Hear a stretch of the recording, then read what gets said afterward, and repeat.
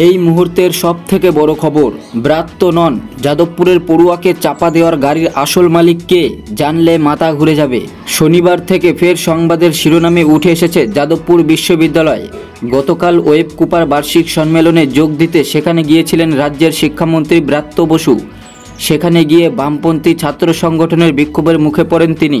সেখান থেকেই অশান্তি শুরু হয়। অভিযোগ ওঠে শিক্ষামন্ত্রীর গাড়ি দিয়ে পিষে দেওয়া হয়েছে এক পড়ুয়াকে। এবার সেই গাড়ি নিয়েই বিরাট দাবি করল এসএফআই।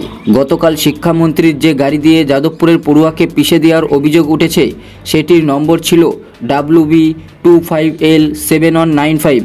সরকারি বাহন ওয়েবসাইটে সার্চ করে দেখা যাচ্ছে ওই গাড়ির মালিকের নামের যে ইঙ্গিত রয়েছে সেটা তৃণমূলের রাজ্য সাধারণ সম্পাদক কুণাল ঘোষ হলেও হতে পারেন। এক্ষেত্রে বলে রাখি, সরকারি বাহন ওয়েবসাইটে গাড়ির মালিকের পুরো নাম দেওয়া থাকে না, কিছু অক্ষর বাদ দিয়ে সেই নাম তুলে ধরা হয়। একই সঙ্গে ওই ওয়েবসাইটে উল্লেখ করা হয়েছে 2024 সালের 23শে ডিসেম্বর ওই গাড়ির পলিউশন সার্টিফিকেট মেয়াদ উত্তীর্ণ হয়ে গিয়েছে। এই তথ্য তুলে ধরে এসএফআই দাবি করেছে ব্রাত্য বসুর গাড়ির যাদবপুর ক্যাম্পাসে দূষণ ছড়িয়েছে। এখানেই শেষ নয়, গতকালের ঘটনার জন্য শিক্ষামন্ত্রী ব্রাত্য বসুকেই দায়ী করেছে বামপন্থী ওই ছাত্র সংগঠন। তাদের দাবি, পড়ুয়ারা কোনো হিংসা করেননি, বরং শিক্ষামন্ত্রী ব্রাত্য বসুর গাড়ি একজন পড়ুয়াকে পিষে দিয়েছে।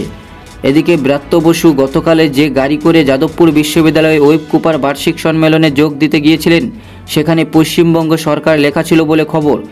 এখন গাড়ির মালিকের নাম সামনে আসতেই প্রশ্ন উঠছে, তাহলে কি রাজ্য সরকারের কাছে কি কুণালের গাড়ি ভাড়া খাটে? দর্শক, আরও একটি গুরুত্বপূর্ণ খবর, ড্রাইভার কম বয়সী ছিল, কেন যাদবপুরে ছাত্র চাপা দিলেন? অবাক সাফাই শিক্ষাকর্মীর। শিক্ষামন্ত্রীর গাড়ি কেন অত জোরে চালানো হলো ক্যাম্পাসের মধ্যে, তা নিয়ে ইতিমধ্যেই প্রশ্ন তুলেছে বাম নেতৃত্ব। এমনকি লখিমপুর খেরিতে কৃষকদের উপর বিজেপি নেতার গাড়ি চালানোর ঘটনাও সামনে এনেছেন বাম নেতাদের একাংশ। এবার এ নিয়ে মুখ খুললেন শিক্ষামন্ত্রী ব্রাত্য বসু।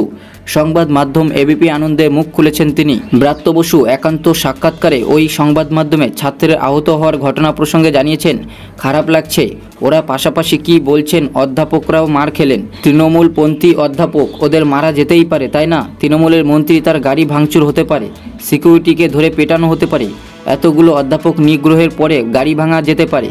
শুধু আমার গাড়ি নয়, একাধিক গাড়ি ভাঙা হলো, তৃণমূলের কর্মী সংগঠন, তার অফিস ভাঙা যেতে পারে। এটা যদি কেউ বলে থাকেন তাদের সঙ্গে হলে কি করতেন তারা? তবে যারা করেছেন তারা কেউ সিপিএমের ছাত্র সংগঠনের নয়। গত সপ্তাহে তারা পোস্টার দিয়েছে এসএফআই এর অবস্থা জঙ্গলমহলের মতো করে দেব, তাদের সঙ্গে এসব হলে কি করতেন? ব্রাত্য বলেন, বললাম তো খারাপ লেগেছে, আমার গাড়ি আমি তো মারিনি, চালক ভয় পেয়ে গিয়েছিল, কম বয়সী ছেলে, ওকে যখন ঘুষি মারছে সামনের কাঁচটা ভেঙে গায়ে পড়ছে, ওরও গায়ে পড়েছে, আমার গায়েও পড়েছে। আমাদের আহত হওয়াটা ঠিক আছে, কিন্তু ছাত্রের আহত হওয়াটা কাম্য ছিল না।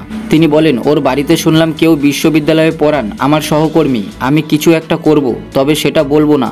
তিনি বলেন, হাসপাতালে আহত ছাত্রকে দেখতে গিয়েছিলেন উপাচার্য, সেখানেও মারধর দিচ্ছে, এটা কি? এদিকে শিক্ষামন্ত্রী সেদিন যে গাড়ির কাগজপত্রে অসঙ্গতি রয়েছে, পলিউশনের সার্টিফিকেট নেই বলে দাবি করা হয়েছে, সেই প্রসঙ্গে ব্রাত্য বসু বলেন, আমি সরকারি গাড়ি চড়ি, যদি এরকম কিছু হয়ে থাকে তবে গাড়ি পাল্টানোর জন্য বলবো। তবে এখানেই অনেকের প্রশ্ন উঠেছে, ড্রাইভার কম বয়সী বলে এই কাণ্ড, কিন্তু যারা বিক্ষোভ দেখালেন, যারা গাড়ি ভাঙলেন, আহত হলেন, তারা কি সকলে খুব বেশি বয়সের?